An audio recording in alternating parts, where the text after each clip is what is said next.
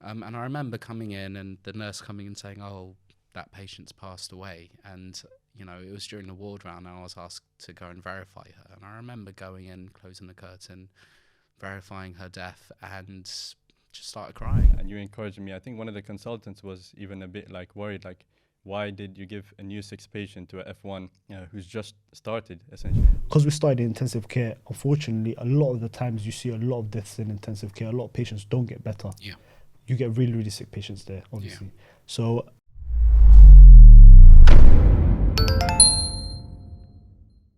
hello and welcome to the StriveMed podcast. We have your 2 hosts, Dr. Anam. Dr. Farah. And with us is Dr. Zaid. Hey, I'm Dr. Kureeman. One of the med regis at our hospital. So first of all, just to kind of introduce ourselves, this is Zakaria, one of my best friends from Barton, the London School of Medicine and Dentistry. We've go a long way back, 7 years. Yeah, man, it's crazy, isn't it? It's been a lot of hard work, a lot of late nights, setting up StriveMed, working on StriveMed, all the students that we support as well under our wing, trying to help them, basically trying to be those members for any aspiring medics, any current medics as well, trying to rise through the ranks. We're here for you, trying to be your elder brothers, your guides, mentors, and giving you exactly what you need. So it's really good to be finally back on the, our first podcast. Yeah. And just to introduce Zaid and how we met, first of all, just wanted to tell you this, honestly, because I'm sure in the hospital we have a system called TABS and ARCP and all of these methodologies for providing feedback to the different doctors and all of that. But generally, I wanted to tell you, heart to heart, that you had a great impact on us. You genuinely inspired us a lot. And we were new F1s, fresh into the hospital. And you took us under your wing, you really helped us out, showed us the ropes, and really, really made life a lot easier for us. And it was such that, I remember there was some days Zakaria couldn't make it, for example. He was ill, for example. And I said, mate, you missed it. Zaid is with us today. Zaid's on the team. And he's like, I wish I didn't have to fall ill today. Yeah, no, honestly, man, you'd always see, you'll hear news stories or whenever I'm ill, and it's just Inam and Zaid there. Inam will tell me about certain stories or something, some certain things that happen on the job, and then I'm like, I missed out. It means a lot, man. Thank you for having me. I'm really glad to be here. And obviously, it's no problem. Obviously, I think that's a big part of the job, sort of teaching, the junior doctors how things go, because, I used to be there, we all used to be there. And, it's a massive, massive learning curve when you first start out. It's very scary. And, you're dependent on your seniors and your medical registrars in particular to sort of show you the ropes and sort of reassure you and tell you, when you're doing well and, when you need to look at a certain thing in particular, like working out more and just, understand your skill set a bit better and take that next step, I guess. But, thanks for having me, and it means a lot, I enjoyed working with both of you, obviously, in IT. I miss you. So, it's good to see you both. Most definitely. Where are you at the moment, man? How's things going? So I'm between training jobs, and when I'm taking time out of training, I tend to work as a locum doctor. So at the moment, I'm working at one of the trusts in East London, and I'm working as a medical registrar, doing various roles. So there will be times where I'll be doing a specific medical job, like a respiratory registrar job, and currently I'm doing acute medicine. I work quite flexibly at the moment, but I'll be going back into full-time training. I'll be specialising as a geriatric doctor, and hopefully in 4 years I'll be a consultant. Hopefully. It's interesting that you say geriatrics, because I remember we've had this discussion before. In fact, one of my first encounters with Zaid, because I think me and you met him differently. I saw you in the team, but we hadn't formally spoke. Mm-hmm. When we first spoke, I don't know if you remember, it was in the mess, it was in the junior doctor's mess. And Zaid he was banging on about why geriatrics is important, and the importance of doing geriatrics, and how a lot of people, when they first see you as a medical registrar and you say to them, I want to do geriatrics and I want to pursue that as a career, they're like, why would you do that? I think you mentioned somebody, in fact, you can go on to tell us later on, but which we'll touch upon, but somebody in fact told you, why would you waste your talent, or something along those lines, why would you waste your talent doing that? Which is very sad, to be fair, because I'm doing geriatrics placement now, and I love it. Yeah. Honestly, It's very holistic. Yeah, it's very holistic. It's very rewarding, and I think being a doctor, I would expect anyone to be compassionate, and older people are just older people, and they tend to be more vulnerable and may have more dependencies on people, and therefore, it's very sad when we look at that as a specialty. Like, who would want to do that? These people need looking after, and actually, looking after older people makes up the vast majority of what modern medicine is. And if that's not something that you aspire to do and want to do, then you're in the wrong profession, is my view. But it's if you're not passionate about something as a doctor, a specific specialty, it doesn't have to be a specific specialty, but if you're not passionate about looking after and getting people better, then you shouldn't be a doctor. Now, to be fair, you may have those views about geriatrics, but that may just be because you want to do pediatrics, or it's just not for you. But yeah, I think all doctors should, at least enjoy looking after older people, because that's a big part of what medicine is these days. We're all aging. This is an aging population, and I would expect someone who wants to be a doctor to be compassionate enough to want to look after older people anyway, but I digress. Yeah, no, it's important. I agree. And I feel like it's a specialty that I feel like even in medicine, like as you're training as an undergrad in medical school, you don't get enough of. I don't remember. I think I had like 2 weeks in 5 years medical school. I think I had like 2 weeks placement on geriatrics. But if you look at it, like, for example, if you want to be a GP, you're going to see 90% of your patients are going to be geriatric patients, right? You're going to see a lot of them, vast proportion, yeah, exactly. So I feel like it's very, very important, as you mentioned, because it's an aging population. And also, for me, to be fair, having done my first rotation was obviously acute medicine, both of us. Then I was on general surgery, and now I'm on a geriatrics placement. In terms of like even the feeling you get, how rewarding it is, I don't know. Like I feel like there's a stark difference compared to the other specialties. I don't know. I don't know if you've seen that. Just to think about it logically, as in picture the actual situation, okay? All of these elderly people are loved ones for someone, someone who's had an abundance of great memories with people, their families, and they're in hospital. And, their families would love for them to be with someone who's compassionate to them, looking after them, and goes the extra mile, to really take care of them, rather than kind of neglecting them and not taking their full needs into consideration. Yeah, no, for sure. I think this is a relatively ageist country. I think people just struggle with the idea of losing their dependence and become disabled. And I think because in this country, I think we have, I wouldn't say weak family values, I'd say, less strong family values when it comes to, maintaining strong and close relationships with your older relatives. I think a lot of people gain their independence quite early in this country and move out of home, and they live separate lives to their parents, and I guess as they get older they grow further apart. And I think that's a big part of why I like geriatrics so much, because a lot of these people are very isolated, and I personally feel a lot of social isolation as a male, but just with mental health problems, I guess.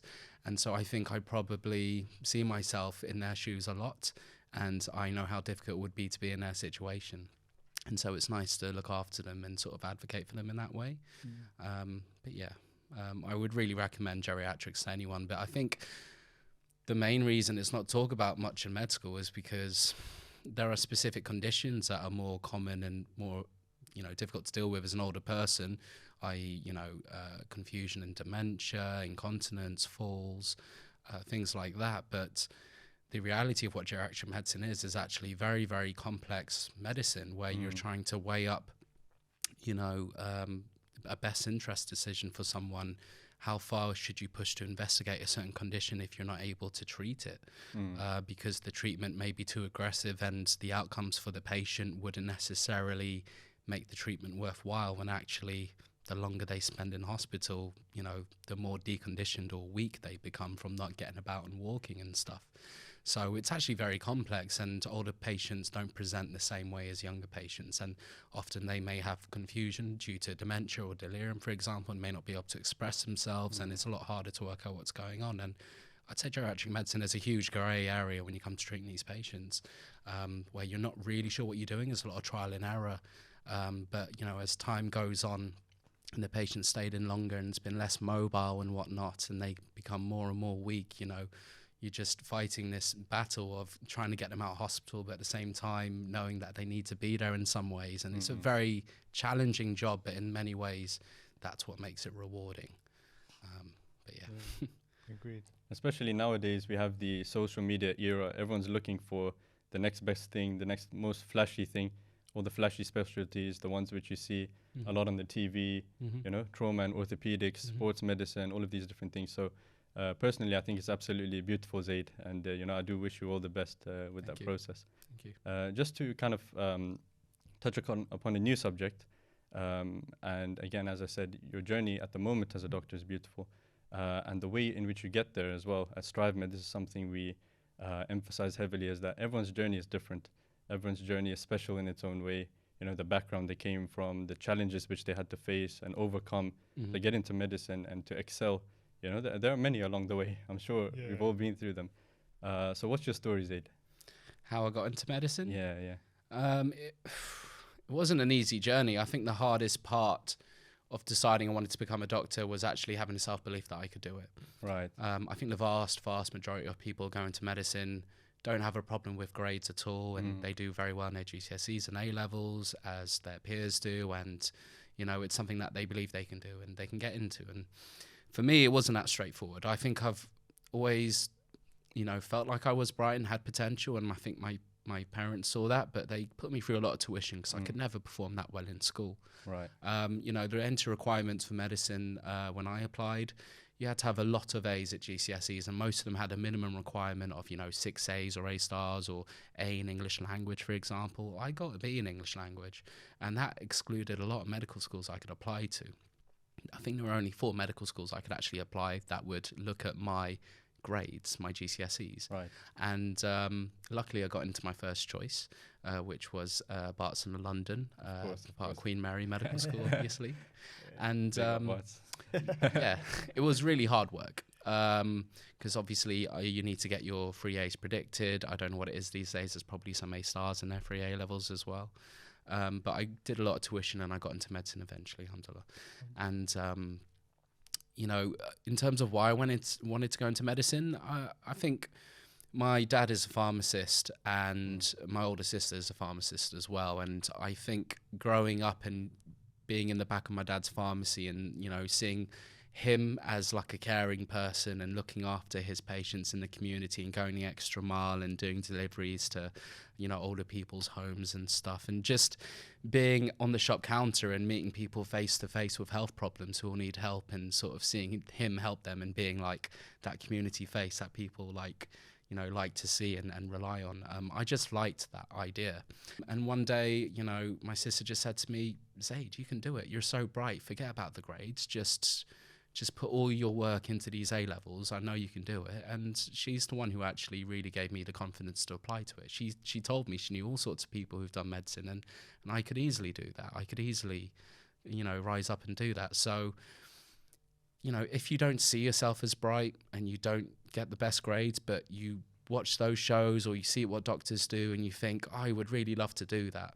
You know, I really like helping people. I like talking to people. I like meeting people. I like solving problems. I like science. It's really interesting. Just go and do it. Just go and do it. And even if you don't get in after your A levels, go and do a degree and try again, because medicine is amazing if it's what you really want to do. But knowing if it's the right thing for you, that's another story in itself. Yeah. I think that's brilliant, to be honest with you. You hit the nail on the head in terms of like if you have a thought to do medicine and you want to pursue it, just go out there and pursue it. Because I think a lot of the days nowadays, like even for me, I had a sort of a similar story to you. I remember like we can touch upon my story in another time, but just to link to this point about, you know, like I feel like there's a lot of people that get really demotivated when they want to pursue a career in medicine as well, especially applying, especially in the A-level period, sixth form. I remember one of my teachers, she said to me, don't apply to 4 places, apply to 3 and do 2 alternative ones. Okay. Which is very, very demotivating when you're trying it's not nice to hear. It's not nice to hear at all. So I feel like when you have people in your corner backing you, when you have that mentorship, like for example for you as your sister, people that really, you know, like encourage you to just go out there and do it, I feel that's very, very important. And I think that's exactly what we tried to provide to anyone who works with us, really. You know, it can be a difficult place at times, especially when you touched upon the concept of self-belief. And, you know, that's something amazing, because I think that's one of the things which you really helped me with when I was a starting F1. You know, especially I remember two particular incidents. There was one incident where we were on take, and you were the med reg, and I picked up a new 6 patient at around 8 p.m. You know, and you and one of the other med regs encouraged me to go and do that. You know, I was almost like brand new, fresh into the job, and you encouraged me. I think one of the consultants was even a bit like worried, like, why did you give a new 6 patient to a F1 who's just started, essentially? So you really believed in me, and you said, look, I know you can go and do it. I'm here to help if you need anything. You know, there's another instance as well. I was considering to prescribe albumin to one of the patients in ITU. And again, you encouraged me to look more deeply into the guidelines. And, you know, even though there were some differing opinions within the group, within the team, you actually encouraged me, and you said, no, look, you're actually right on this circumstance. And I believe, you know, I believe you have a case to be made here. Yeah, no, man. I enjoy encouraging F1s and trying to push them out of their comfort zone, because that's the only way you learn. I think that's how I learn. I worked in a very busy, large district general hospital as a first-year doctor. My very first patient was very, very sick and required non-invasive ventilation. I couldn't get hold of my seniors, and I had to initiate that, and that was crazy. But, you know, when I go send you to see a sick patient, I know, you know, that patient is waiting to be seen by a doctor.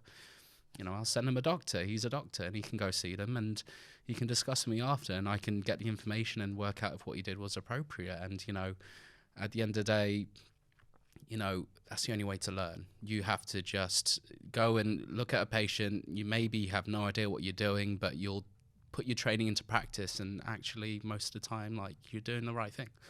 But yeah, that's a big part of the job. It's overcoming like new challenges and problems, things you've never faced before, and just having the courage to just make a decision and go with it. Because a huge amount of becoming a doctor is trial and error. And, you know, when you go to med school, you learn that you get a chest infection, you diagnose that with an x-ray, you give antibiotics, you may need to give oxygen. But they don't teach you, when will the patient start to feel better? When will their blood tests improve? How long should I take until I should be worried that I need to change the antibiotics because they're not getting better? When is it safe to discharge them? Is there anything else I need to think about? When will they feel better? You know, all of these things, like, you don't learn in med school. You just learn as a doctor picking it up. So that's why you need to just push your juniors, but also safety net everyone, themselves and the patient, by actually seeing what's going on, and then maybe getting them to tell you the story, and then you very quickly go and see that patient yourself, take some parts of the history of the examination that the junior doctor may not have taken, tie it all up together, tell them what you think, what you would have done, and then they can go and do it. And that's how you learn on the job. That's how you learn on the job. That's amazing. And this goes out for any student out there. You can actually achieve a lot more than you think you can. Yeah.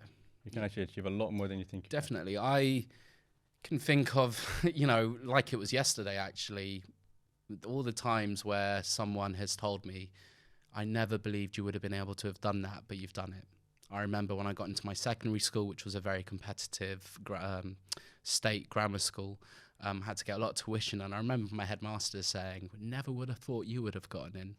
And then I remember, you know, even when I went to King's College during my medical school to do an intercalated Bachelor of Science in gerontology, I got the distinction, I got the best prize, the prize for the best dissertation. And I remember my colleagues coming to me like, oh, well done, Zaid, we all thought you'd flop, we all thought you'd get, you know, you'd fail. And, you know, I outdid everyone's expectations. Don't ever let anyone put you down. If you know, believe in something, just go for it. And if you don't get into medicine when you're 18, it's really not a big deal. You know, I think there is a very strong argument for going into medicine when you're a bit older or wiser, because I think it's very difficult. I think it can be very difficult to know for sure that you are right to be a doctor when you're 18. And there's nothing wrong with taking 1 year out, or even doing a 3-year degree beforehand, and sort of getting to grips with being an adult and sort of learning where you are, who you are, and then becoming a doctor. I think when I started medical school when I was 18, I think they were teaching it medicine to I guess a postgraduate level, it felt like that to me. The language they were talking and the things they were showing us, I felt completely unable to understand. And I think it took me a couple of years to feel like I had caught up in medical school. Yeah. And I felt massively disadvantaged relative to my postgraduate counterparts who seemed to have all of this, medical understanding behind the scenes, and they could just learn medicine, whereas I felt like I was learning everything all over again. But yeah, it's, if you don't get in first time, just go for it again, even if you have to do another degree before, which costs a lot of money. But, there's nothing compared to being a doctor. I can't think of anything else I would want to do in the world. And sometimes I'm scared of making a mistake and, something happening and getting struck off, because I wouldn't know what to do with myself. I honestly wouldn't. It's like my life. And, even if I'm down in the dumps and depressed when I'm at work, often that's, I'm in my zone, I'm in my other world, and, I'm happy. And that's what you want out of a job. And being a doctor, there's nothing like it. So if you want to do it, just go for it. Most definitely. And people usually say that statement that Zaid just made about, I can't see myself doing anything else. But with Zaid, if you work with him, you can't see him doing anything else. Sometimes he'll come into ITU, like I remember intensive care, will be on the ward, and he'll be like, I didn't really have much sleep yesterday or last night, right? Which we'll come on to.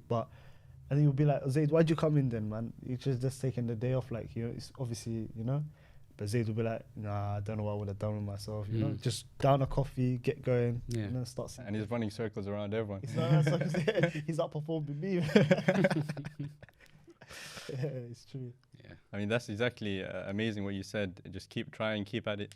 Don't give up on your dreams. And Zakaria, we actually have one of our students right now, 24 years old. He's doing his GCSE right now. It's crazy. And he wants to get into medicine. And, he inspires us every day with his drive, his work ethic. It's not just that he's 24 years old. He's 24 years old. English sounds like it's his second language when you speak to him. I think he just came, most recently came to the country, which makes sense why he's doing his GCSEs now. Yeah. And not only that, it would have been enough for him to just do his GCSEs and try and get, a different job, right? Because medicine is very, very difficult. It's taxing, right? Yeah. Especially the years and stuff. Yeah. But he wants to still pursue that career and take on that journey, which props to him. He's gonna kill it, mate. He's gonna kill it. Every single day. Yeah. I mean, just touching upon that maturity, and as you grow old, you're exposed to different things, you experience different things in life. I think this is something Zakaria told me, that you actually had some sort of stories related to this. I don't know what exactly it is, but quite early on in your life in medical school, you were kind of introduced to the concept of death and seeing things firsthand. So I'd be really interested to know about that story which you had. I'm not sure the specific story. I think my exposure to death was quite early in my career as an F1 doctor. I was always interested in geriatrics since medical school. I did my Bachelor of Science in it. In gerontology. So I knew that I would be dealing with a lot of end-of-life care and dying. And I think it was when I was an F1 doctor, my first patient who died, she was like a 95-year-old.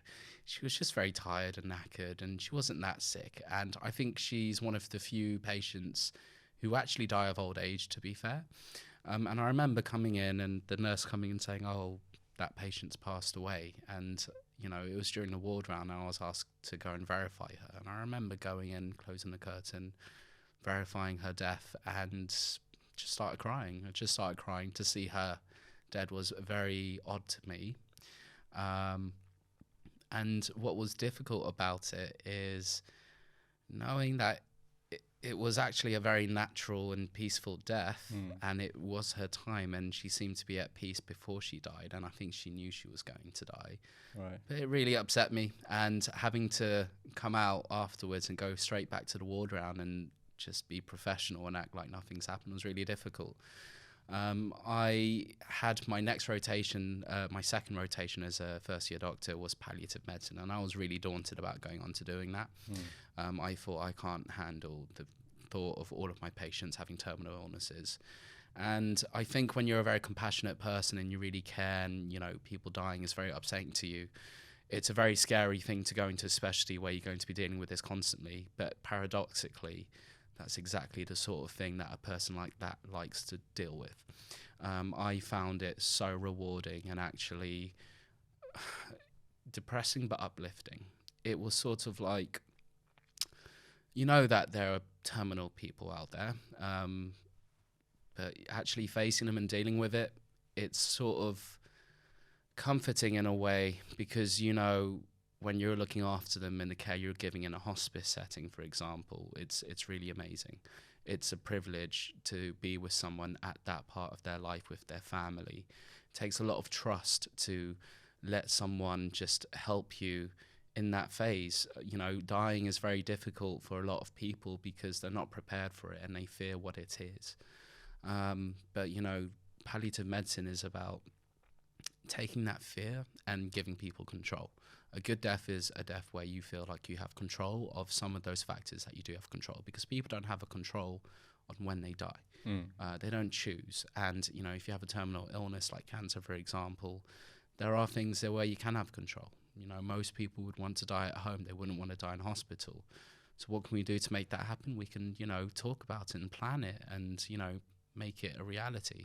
It's actually really, really rewarding. Surgeons talk about cutting a patient open, fixing a problem, and they're better after, and that's really rewarding. Well, this is a very different kind of rewarding, where you take someone who's fearing death, they haven't got much time, and just for them to get out of bed, walk, and have a meal, that's something they would love to do, but they just can't.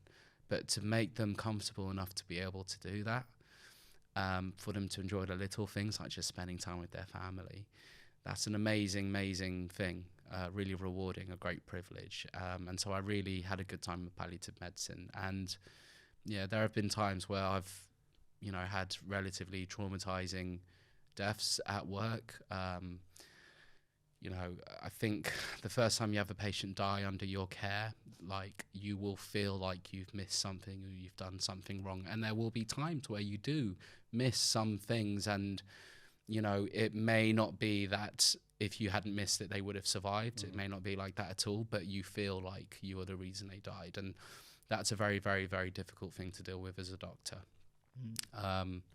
And I had a similar experience like that relatively recently. That may have been what I was talking about, actually, where at the end, when the patient died, everyone told me, well, everyone missed that. And even if you didn't miss it, it wouldn't have changed the outcomes, that he was going to die. But I, you know, got major depression after that, actually. It really affected me. And a big part of that was actually seeing and dealing with the family. You know, they were coming after I'd finished work, and I was told, you know, go home, you need to go home and sleep this off and get better, because I was really upset, but I couldn't. I have to look at this family in the eye and explain what's happened. And yeah, that had a big effect on me. So when you become a doctor, it's not at all glamorous or Hollywood or what you imagine it to be. You're actually dealing with real world people. You deal with real world problems. You see a lot of poverty. You see a lot of distress. You see a lot of suffering. You see a lot of anger, denial, distress, and it does take its toll on you. And, you know, you could do the best you can and be the best doctor in the world and feel inadequate and bad. So yeah, like, being a doctor, you have to be very resilient. You have to be compassionate.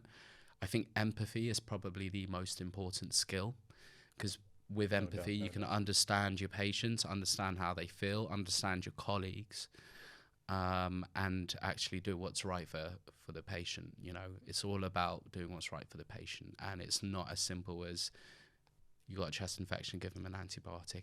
It's not that straightforward. There's so many elements to treating a patient and doing what's right for them. You know? Agreed. And also, there was actually, touching upon that, just giving an antibiotic to a patient, for example, a chest infection. When you mentioned about geriatrics, right? So you get taught a lot of these things with regards to what to do when you see, for example, sepsis 6, right? You take 3, give 3. And one of the things you do is you measure urine output. And I remember Zaid was telling me that, you know, they drill it into us in medical school about sticking catheters in. Everywhere you see it, like even in ED, it's one of those things, put a catheter in. But a lot of times we don't think twice. I hadn't, it hadn't even occurred to me, but I remember Zaid mentioning like you have to be careful when you put catheters in, especially in elderly patients, because that could cause urine infections. Yeah. It's just something to know, which is something that's not, it's not something that you think about. Like medicine is very, very complex. Yeah. You see, it's not straightforward as they make it seem. Yeah, I think there are a lot of things that we do to alter people because we haven't gained experience or learnt, that the way we treat them isn't going to be the same outcomes as the way we treat normal adults.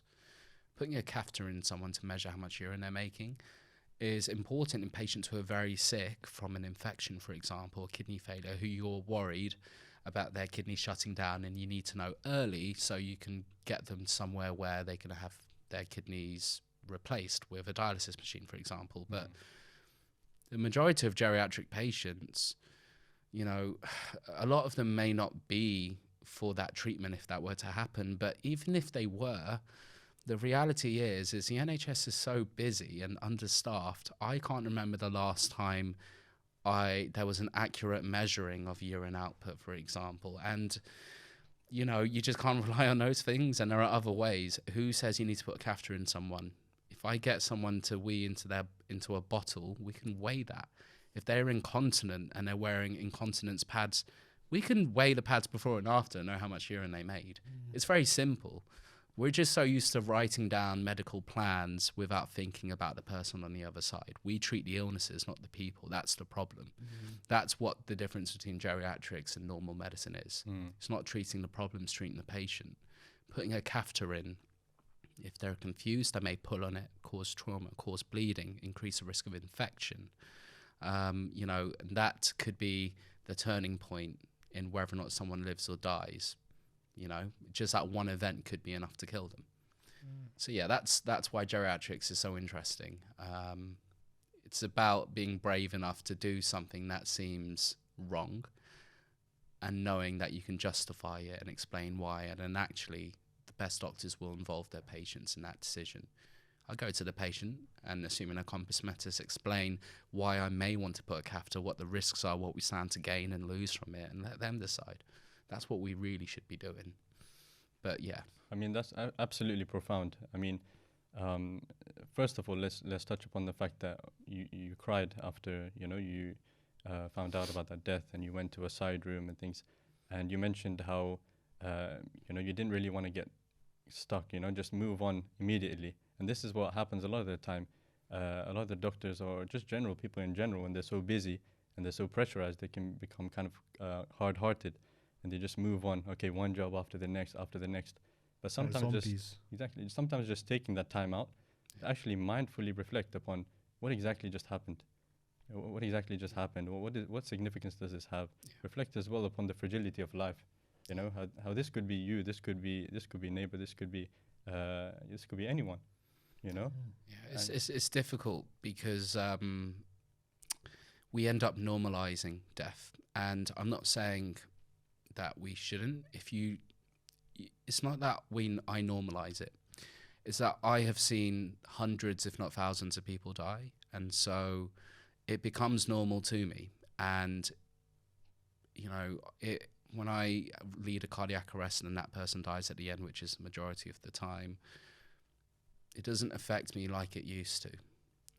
I have to get on and do my work, and it's not that I'm not thinking about them. It's that people die every day in hospital. The majority of people die in hospital.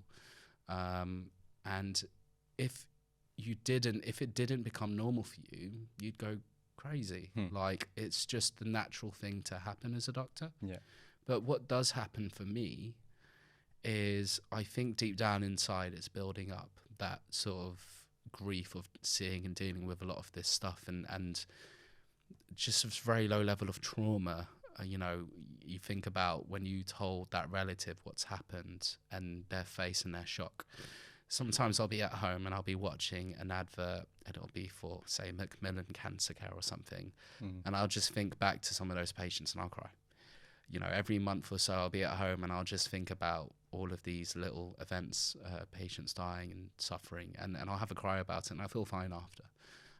But when you see a doctor and, for example, they've just told you that your loved one is very sick or whatever, and they seem, you know, compassionate, but it's just a matter of fact for them. You just have to understand that's what medicine does to you. You are a compassionate person. It's just the norm for you now. And it's not the norm for you when you're told your loved one is very sick or dying. That is really not the norm. But it is for that doctor. They could have been, you know, one of 5 terminal patients they had met that day. That could have been the 3rd time they told someone that news that day. And they're probably very busy, need to run off and see several other patients. Definitely. That's why self-care is very important as a doctor. Because like you mentioned, like when you had that experience as a junior, and you said that you sort of, actually most recently you mentioned that you had a sort of depressive episode. It's very, very important to also look after yourself, because as you mentioned, that takes a toll on you, especially what you see in hospital nowadays. Like, as in you're treating sick patients, as you mentioned, there's complexity in cases, there's a lot of anger, grief, pain, and that's going to rub off on you yourself. So it's important to like really, really take yourself, you know, self-development, self-care, ensure you take time out, breaks, etc. And also get like therapy, for example. It's very, very, very important. I wanted to touch on a point you mentioned. As an F1, that was the first time you saw sort of like your first encounter with death, and how your experience with regards to that. I feel like for us, because we started in intensive care, I don't know if the specialty matters, but it was just something I took note of. Because we started in intensive care, unfortunately, a lot of the times you see a lot of deaths in intensive care. A lot of patients don't get better. You get really, really sick patients there, obviously. So we, like for us, I felt like we were in bereavement like almost 3 times a week, I'd say. I was spending a lot of time down there. A lot of time there. So they mean bereavement. There's an office where you go and do the paperwork after someone's passed away. They don't mean themselves bereaving, or they probably were, I'm sure. They knew us very well down there. That's for sure. They know it was first name basis. First name basis, phone number, everything. Phone number and everything. That's how often we're there. Even outside, I reckon he saw me doing bowling in Harlow. He saw me bowling with my friends. They've got to keep you sweet though, so you come down and do the paperwork on time as well. Otherwise you go missing. So I feel like for us, I don't know, obviously as you mentioned, like sometimes we sort of normalize death. So for us, I don't know, like even now compared to another F1 or another junior who hasn't had that experience. Like I'm pretty sure right now, if you were to look in a hospital, you'll find a single F1 who hasn't had to certify a death, or because of their rotations, maybe they haven't come across it. If you just look at their reactions, if they were to encounter experience now compared to us, you'll see a stark difference in how they would react. And I remember like in our first, I think there was, I don't know, there was that group activity that we did where we reflected upon a scenario, or not scenario, actual death that happened. In intensive It was multiple on the same day. It was multiple on the same day. Debrief. That was very, very, very beneficial. And in that session, you could see people were very emotional. There was a lot of people that were crying. But I feel like it helped. I think that's really important, and it's something that we don't ever do enough, and it's simply because we're too busy. But I do believe after a cardiac arrest and someone passes away, that we should be debriefing, because it is actually very disturbing and traumatic what we do to people to try and bring them back, even when it's almost always futile. But unfortunately, that's the medical obligation. When someone's heart is stopped, you found them cold or pulseless, you have to do CPR. And it's very disturbing and traumatic, and we should be debriefing. And we do deal with, you know, I think any death is difficult, but it's particularly bad when it's a young patient and it's something like COVID, for example, something that they should not have died from. That is something very difficult to deal with.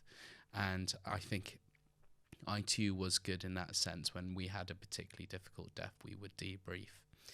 But unfortunately, we just don't have the time these days to do it. And when you're on call overnight and there's a cardiac arrest and someone passes away, I'm too busy to even think of that idea, because I have to now go and document 3-4 pages about what's happened, wait for the family to come in, tell them what's happened, and at the same time catch up with all the things that I've been missing whilst I've been dealing with the cardiac arrest, taking all of the bleeps, all of the referrals, and trying to manage all the sick patients.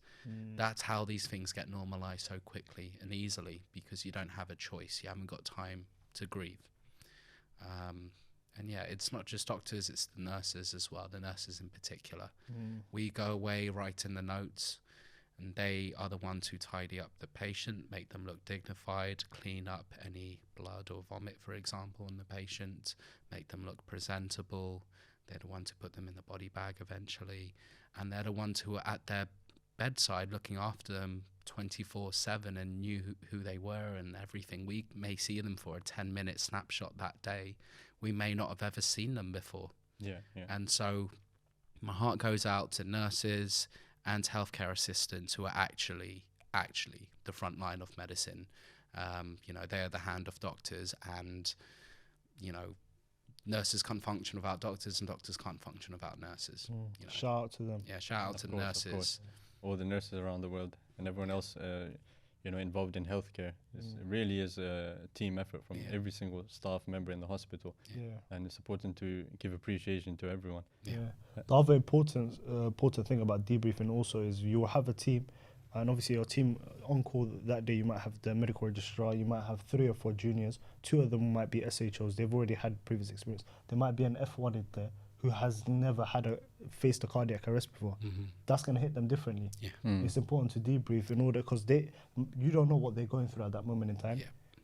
You don't know how they're going to react to it. Everyone reacts differently. So I feel like it's a very, very important concept. But as you said, time is also a big factor as to why it's not done regularly. So. I mean, Zach, just think about this, yeah? You've gone from learning OSCE and you've learned how to certify a death. Yeah, we did that in Barts, right? Yeah. We did that even in the SIM session in Royal London, right? Yeah. And we did it on a model. We had to realize exactly how to do it. But then doing that on a rainy night at 8 p.m., you're the only F1 covering like 4 different wards, and someone's asked you to certify a death. You go into the room, it's just you. It's just you and the dead body. Different ball game. Rainy night in Stoke. Different ball game, isn't it? Most definitely. But like it's a rapid transition. No, it's a rapid transition for sure. Yeah, it is. It's surreal when you go into a room with a dead person. It feels very odd when you have to do it. I always feel very awkward, like when I am doing that to them. It just feels silly almost that we have to do it. Because the moment you see someone who's died, you know that they're dead. You do not need to confirm it. But obviously you do, and there's a reason we do this. But yeah. How many minutes you have to listen to the heart sounds? Technically, you should listen for a minute for heart sounds and the central pulse. Just for everyone at home, to verify someone's death, you check their pupils for any reaction to light. You try and do something painful to them to see if they have any reaction. And you then feel a pulse, a central pulse for a minute, and you listen for heart and breath sounds for a minute, and you watch for any respiratory effort. That's how you verify death. And it's only when you verified the death that's the time that they've died, because you don't know they've died until that point. So they could have died, a few hours before, and only the time of death will happen once you verified them. Yeah, you know how you mentioned it looks silly, right? I had to do it not too long ago. I had to do it with an entire family present. Obviously, you give them the option whether or not to stay or go. Of course. But they were looking at me like some wallet. It's very awkward.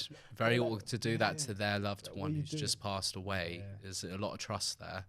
But I think a lot of them, I always say to them exactly what I'm going to do before I do it, and I offer them to stay or go. And I think it offers them some closure. I think for some people when they see that, I think it offers them some closure, and there's a comfort in seeing a doctor come and acknowledge what's happened, and be there to answer any questions if they had. But as we've kind of elaborated on a few different examples, a few different stories which we've had, like there's a lot to take in. And at the same time, we have to perform a proficient job moving forward. So it's all about getting that balanced path, middle path at the end of the day. Now, I wanted to touch on one thing with whilst Zaid says something that obviously when we first got to know Zaid, there's something that stood out was his leadership skills. I'd say he's a very, very strong leader, in my opinion.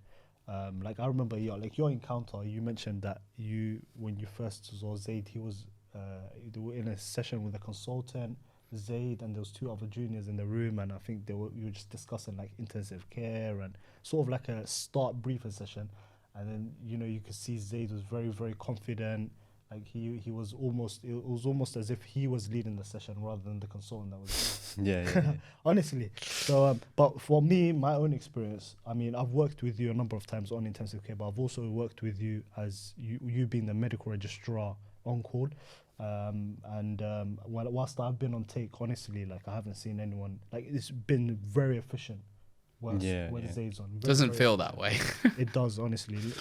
Obviously, it might not feel like that to you, but for us, like I feel very like, you know, secure whilst I'm working on take with Zaid. I feel like you know, it's a lot better. For sure. So where like how does one develop that leadership skill? Is that something that, you know, you had to? Is that something that you had it innate in you, or is it something you had to acquire over time? I think it's a bit of both. I think that there are certain people, certain personalities who will always find it easier to be a leader. I don't think I was always a natural leader. I think that comes with time and confidence, which is something that will come as you get more senior. I remember probably, I would say, you just look at it in terms of like a cardiac arrest. You can see the different grades of people. The F1s frantically trying to get a blood gas or take bloods, or, you know, get the computer and look at the notes. And then as you get more senior, you can see there are people who are doing femoral stabs to get blood, trying to put cannulas in, maybe getting drugs out of the trolley. They're slightly more senior. And then you get people who are saying, oh, have we done this? Have we thought of this? What's next? Who's on this? And as you get more senior, you get more confident. That's when your leadership skills come about, because, you know, you end up having a team of people who aren't sure what to do, but you do. I think the medical emergencies part is a part of becoming a leader, I think, as a medical doctor. But, you know, I think all of the skills you get as you become a doctor will help you become a good leader, if I'm honest, because being a doctor, you're always working as a team. You've always got people who are junior to you, unless you're an F1 doctor. Even when you're an F1, you've got medical students, right? Abuse them. And exactly. He's joking, by the way. Yes. But yeah, I think I think confidence is important, but also knowing different people's skill sets, team dynamics, and just knowing how to play to different people's strengths and weaknesses to get a job done, basically. And, you know, if I've got a team with, you know, F1s, for example, you know, I'll have to, you know, make sure that I've reviewed what they may have done or discussed their cases with them. Whereas if they're more senior, I can leave them to it and just offer them support if they want it. But yeah, I think anyone can be a good leader. It just comes with time and experience. And I guess being under a good leader, you learn those skills just by osmosis, I guess. But I don't see myself as like an amazing leader. I think I just am a good med reg. I think being a med reg in itself is just about management, being a good leader, being able to run a medical emergency, being able to make decisions, and knowing when something is out of your depth and you need to call a consultant. That's it, really. And that's true of any doctor, let's be honest. Yeah, I just remember the point I was going to say. So obviously you take the balanced path, right? But just even taking a quick minute just to speak to the patient and say that, look, this catheter is going to be painful, but it would be beneficial for your care. Or just even something as big as discussing the concepts of death for a palliative patient, or even putting a cannula in. Just take that time to just be there and be present for the patient. Treating the patient, not the illness, in as Zaid mentioned. Exactly. And back to your kind of impact, the great impact you've had on us and the rest of the juniors in the hospital through your leadership. Where did your passion for medical education stem from? I don't think it stemmed from anywhere in particular, besides myself just being quite a sociable person and enjoying interacting with people. I think I enjoy making people smile and laugh, and I'm just a people person. So I think when you've got junior doctors around you and, you know, you're passionate about medicine yourself, all you want to do is impart your own wisdoms onto them. And it's just, I guess, a way of, I think because teaching is a fundamental part of being a doctor anyway, and it's something you have to do. Yeah. It's something that I naturally do lots of on the job because I like to talk and interact with people, I guess. I think that's all of my inspiration, really. I just like to be with people and chat with people. And I'm so passionate about medicine And I think I've just got a good way of explaining things. I think I look at things outside of the box, and I approach things in a different way, maybe a different perspective. And I think because I have ADHD, I think I see and feel and perceive the world in a different way, and therefore I can perceive medical problems in a different way. Someone could give me a medical history, say something, and I just think of all of the diagnoses in my head related to that thing, not because I wanted to, but because that's how my mind works. It's just constantly intrusive thoughts, but that works my benefit as a doctor sometimes. And so, yeah, that's I guess why. I just like to talk.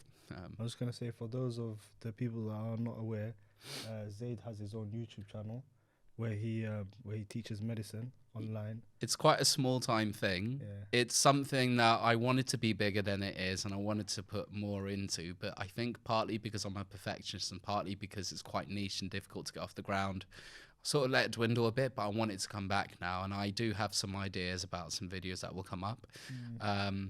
It's called Medicine with Zaid, Z-A-I-D. It's on YouTube if you search Medicine with Zaid. I've got some videos on there which are designed for medics and medical students teaching quite niche medical things like specific types of kidney disease, but then I've got some liver failure and things like that. But then I've got some videos which are for the general public, not just doctors and healthcare professionals, but any person. So I've got a video about frailty where I talk about what is frailty, because I think a lot of people don't really understand it, even doctors don't. And I got a video where I talk about what is dying. It's just 20 minutes of me talking about what it is to die and why people die and why you shouldn't fear it and why you should actually think about it and talk about it even when you're young. Because if you understand it and don't fear it less and appreciate that it's an inevitability and the only way to have a better death is to understand it and therefore take control, that takes fear of death away from people and maybe live a bit better. I don't know. So yeah, my YouTube channel, Medicine with Zaid. Thank you for helping me promote that. Yeah, no, we'll put the link in the description as well, so everyone can benefit, follow, and just stay tuned for obviously Zaid's content. I know it's going to be a banger.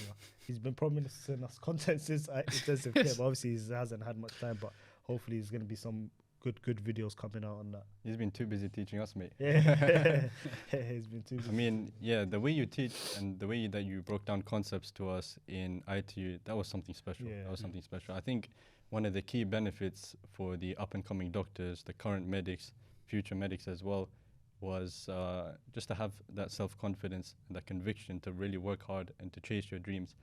With regards to the studying process itself, and becoming an exceptional academic, exceptional scholar, we just wanted to ask for your closing advice for anyone out there. Regards to the studying process, how to excel in your academics, to really understand it. That's one thing I noticed from you, is that you really encouraged us to understand the concepts to a great level. So I'm going to be honest. I think if medicine is for you and you're really passionate about being a doctor, you're going to find all of these things so interesting, and that's all of the motivation that you need to do what I have done.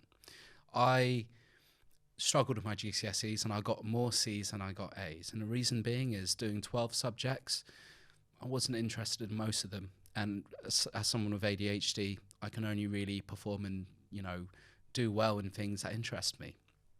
And sciences interested me, medicine interested me, and I think that's how I got this far. I just am so passionate about medicine, find it so interesting that, that's where I got to.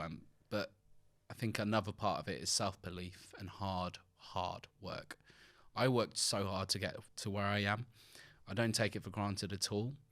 And I just don't, I know people who have got, 10 A's and A stars, and I know people who have gotten a fraction of that, and they could be just as intelligent, okay? Einstein, flopped all of his exams, but he was one of the smartest men in the world. So just believe in yourself, and, if you're good at something and you really believe in it, you can do it. Getting grades, it's just about learning a formula to pass an exam. Okay, that's all it is. And yeah, that might take more work for some than others, but if you're passionate and you want to do it, that's not a big deal. You'll do it. You'll do it. You'll do it. Yeah. Inshallah. Thank you so much for your time, Zaid. It was actually Thank you for having me. honor to have you. There will most definitely be a part 2. 100%. No question about that. Yeah. Find us on www.strivemed.co.uk if you need any more help with your journey. We're here to help and support. Yeah. Follow, subscribe, and share. Follow the Instagram. Yeah, StriveMed on subscribe Instagram and as well. share the page. Zaid, where can they find you? So YouTube, Medicine with Zaid, or you can add me on Instagram, DocZ91, DOCZEE 91. I put some medical stuff in there, but also some non-medical stuff on there. But yeah, feel free to contact me on there if you ever want any advice about getting into medicine or, you know, specific things. I really don't mind. It is my pleasure doing things like this and helping people, honestly. And that's a wrap. StriveMed podcast, episode 1. Cool. Cheers.